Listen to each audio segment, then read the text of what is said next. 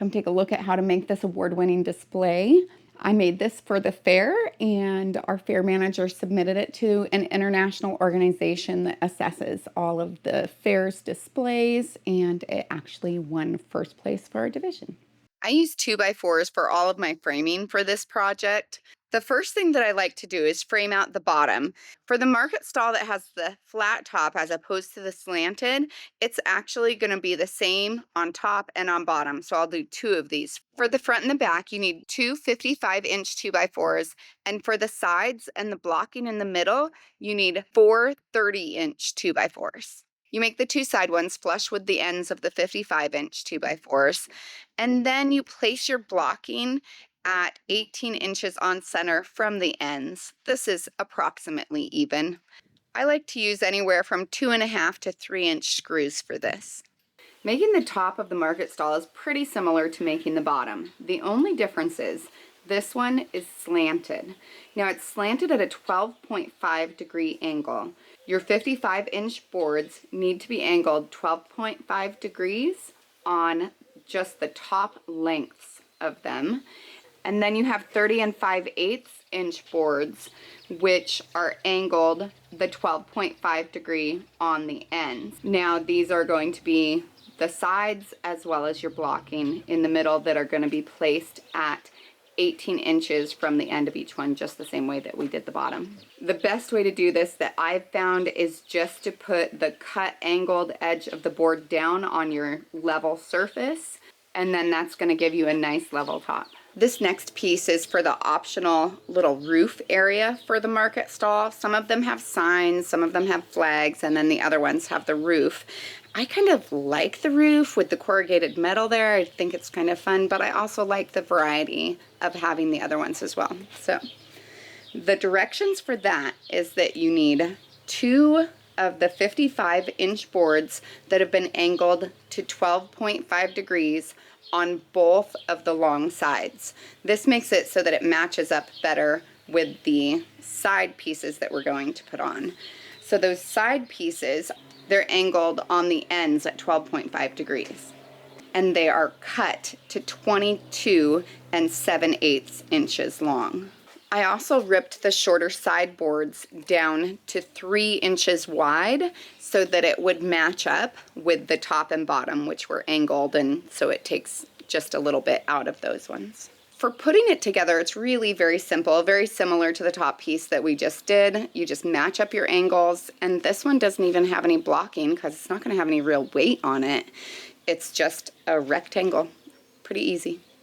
If you're planning on doing the string of flags along the top, all you have to do is put a screw kind of off to the outside front corner of the longest board.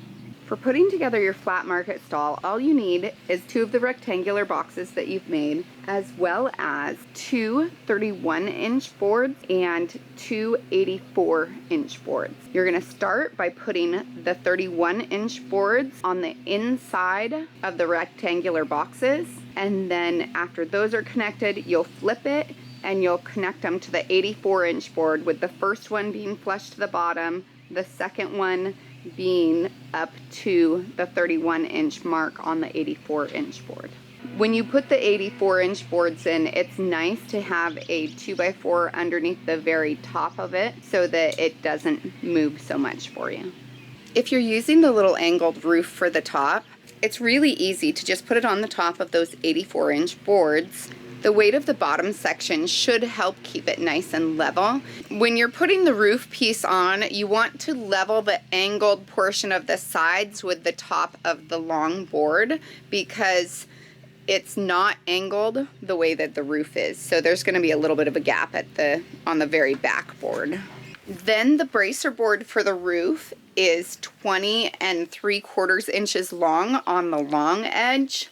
The edge that's connected to the long board is cut at a 48 degree angle, and the edge that's connected to the roof is cut at a 30 degree angle. I feel like it's really important to do any staining or painting that you're going to do before you put the pallet boards on, because it's too hard to keep the paint or stain off of those once they're already up. I like to do all the portions of post that are going to show. So that's my long post, my support, my little roof rectangle at the top there, as well as I go on the back side since ours are going to be used at fair, so people are going to be going around to that back side at times. So I do any of the 2x4s that are going to show and not have pallet boards on top of them. I really like doing a dark color because I feel like it makes it stand out well. I would say anything from a walnut like I'm doing up to, you know, something with a little bit of a gray feel to it. For these, I stained all of the boards that were facing out and anything you could see from the outside. I decided to go ahead and put the pallet boards on from the inside. So for this, I did have to shift the boards that were on top just a little bit, which is fine, as well as down in the base. But I really like how it kind of frames it out and keeps you from needing to frame that portion of it. We'll still have to frame out the very top part just because we need the edges of the pallet boards framed out. But this is something that I did on the canning shelves. I didn't actually show you how to make those ones. For those, I just essentially did a flat top one, and then I made steps using 2x4s, and that's what the jars will go on. So it's pretty easy to cut the pallet boards for these. You just make them about an inch longer on the top and an inch longer on the bottom, and then you screw them in and it looks great. The only thing that you have to sand on those is the facing of it because that's what's going to be showing. I like to make sure that I mix up the colors so that there's not too many of the same. For the screws for this, you just use 1 5/8 inch screws so that it doesn't go completely through. The next step is optional. It's just to add a little shelf for storage in the bottom of it. Now, I won't need this on all of them. I'm just going to do it on one so that the people volunteering in that area will have a place that they can store a few things. I used 30-inch boards and I just went across the 2 supports that were on the bottom. When I put the pallets on the sides of this display, I like to start by putting the one on the very back first. I just choose a good sturdy board, put it up there, mark it, and cut it about 1/8 of an inch down from where I mark it, just to make sure that there's clearance from the ground. And then I install it with 1 screw at the top, 1 screw at the bottom, and this is what I can use to press all the rest of my boards up against so that I can figure out the amount that I need to get to the end. When I'm choosing the sideboards, I try to choose a variety of different colors and sizes just to make sure that it doesn't feel like it's all the same. I want a little bit of variety on there. And you'll notice I already sanded the first piece that I put on. After I measure all of these and cut them, I will sand them and then put them on as well. I cut the tops at a 12.5-degree angle, and then I rip the vinyl board down to my mark. When it comes to the sanding, you just take off all of the slivers and you try to bring out that character. Especially if it's an aged pallet board, it tends to have multiple different colors there, and you want as many of those different colors showing as possible, but it just kind of refreshes it and it makes it look a lot better. When you put the pallet boards up, you want them as close together as possible, but in all honesty, the pallet boards, especially if you're using aged ones, are not perfect. And so you are going to have a little bit of gapping. Sometimes you can kind of have fun with that, like putting knots in specific spots. But, you know, you want it to look rustic, but still nice. I tend to use 1 screw to put on the skinnier boards, and then for the wider boards, I use 2 screws at the top and at the bottom. Make sure that they're flush with the top, but don't stick out. The screws I'm using today are 2.5 inches, so they'll stick all the way through. Ideally, a 1 5/8 inch screw is going to be best because it'll hold them on well, but it won't stick out. For doing the top, measure and cut the pallet boards to the correct length. Now, I measure them all individually because there may be an 1/8 of an inch difference between one and the other one, and so I like them to be as spot on as I can. You will need to notch out the upper corner with a saw. I like to use the jigsaw and then just connect them with the screws. For the front boards, I like to slant the top edge. I feel like it just makes it a little bit easier when I go to put the top on. You could do it straight since you're going to put trim on anyways, but it's you. For all of the sides, it's a little bit easier if you have a similar thickness board, because then it's just easier to put the trim on later. There's not the height differences, but you can work around it either way. I like to put them really close together, no gaps in the middle.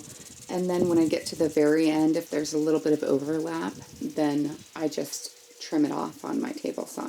For the top of my market stall, I measure each top differently because I have 15 different tops that can be slightly different depending on what boards were put on the front. And then I just cut all of them to match up with the widest board that's on there so that there is no gapping.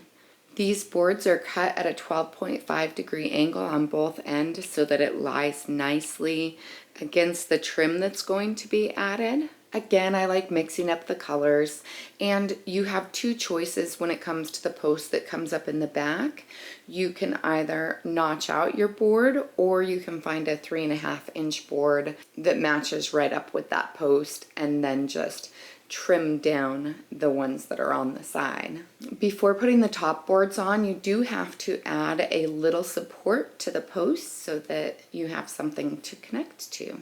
I just made this out of a little scrap piece of 2x4, and I made it at a 12.5 degree angle to match the top.